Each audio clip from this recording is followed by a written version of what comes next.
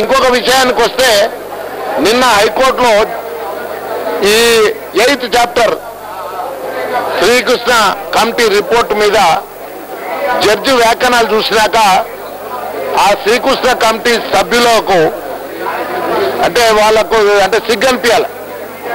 ఎందుకంటే స్పష్టంగా జడ్జి గారు కొన్ని దాంట్లో చెప్పింది శ్రీకృష్ణ కమిటీ రిపోర్టు ప్రజాభిప్రాయాన్ని ప్రతిబింబించిన విధంగా లేకపోవడం దురదృష్టకరం అని చెప్పి జడ్జి గారు అన్నారు.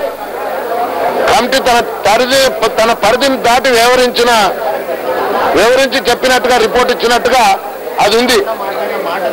దీనికి బాధ్యులు ఎవరు? కమిటీ రిపోర్ట్లో ఉన్నవి లేనివి నివేదికలు జోడించారని ఒక జడ్జి పేర్కొన్నాడంటే ఈ కమిటీ రిపోర్ట్ను ఎవరు తయారు చేసినారు? కేంద్ర ప్రభుత్వమా, చిదంబరమా, మొయిలా, ఎవరు? అది తెలియాల్సిన అవసరం ఉంది. ఈ 8వ అధ్యాయం ప్రజలకు తెలియజేయాల్సిన బాధ్యత ఉందని చెప్పినాడు. ఈ రిపోర్ట్, ఈ నివేదిక మొత్తం ఈ వ్యవస్థ మీదనే అపనమ్మకం కలిగే విధంగా ఈ నివేదిక రిపోర్టు చూసిన తర్వాత అనిపిస్తుందని చెప్పి ఒక జడ్జి అభిప్రాయపడ్డ తర్వాత ఇక ఆ శ్రీకృష్ణ కమిటీ రిపోర్టుకు విలువ ఏముంటుందో ఒకసారి అర్థం చేసుకోవాలి. టీఆర్ఎస్ పార్టీకి సంబంధించిన ఎమ్మెల్యేలు ఇవాళ వాయిదా తీర్మానం ఒకటి ఇది కంప్లీట్ చేయనియండి.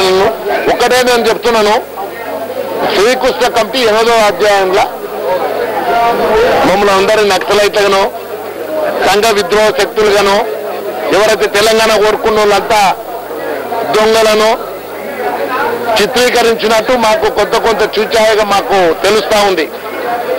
ఇవాళ మేము దాన్ని బహిర్గతం చేయాలి. శ్రీకృష్ణ జస్టిస్ శ్రీకృష్ణనే మాకు చెప్పాలి. రేపు అవసరం వస్తే కోర్టుకు పిలుస్తాం. ఆయన చెప్పాల్సింది ఉంది.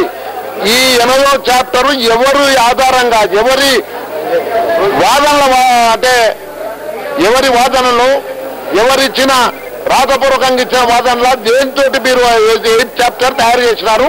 అది తెలంగాణ ప్రజలు తెలుసుకోగొడుతున్నారు, ప్రపంచం మొత్తం తెలుసుకోగొడుతుంది. మీకు ఎవరిచ్చినాడు అధికారం? మీరు 8వ చాప్టర్లో ఎవరు చెప్పిండు మీకు? మేము ఎవరని చెప్పలేదే. మేము మీకు అట్లా కనిపిస్తున్నామా? మేము ఇవాళ సంఘ విద్రోహ శక్తున్నామా? మేము ఎన్నికైనా అంటే ప్రజాప్రతినిధులను కూడా మేము ఈ కోవలో చేర్చడం తెలంగాణ మా జన్మ హక్కు. తెలంగాణ కోసం పోరాడటం మా ధైర్యం, మా విధి, మా కర్తవ్యం. మా ప్రజల మనోభావాలకు అనుగుణంగా నడుచుకోవాల్సిన బాధ్యత మా మీద ఉంది. అంతేగాని ఇవాళ నువ్వు తప్పుడు రిపోర్ట్లు ఇచ్చి మిమ్మల్ని అంటే ఖచ్చితంగా కోర్టుకు ఈడిచేటువంటి పరిస్థితులు ఉన్నాయి.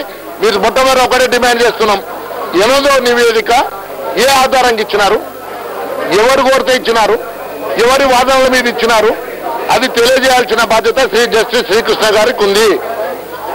లేకపోతే కోర్టులో తెలుసుకుంటాం.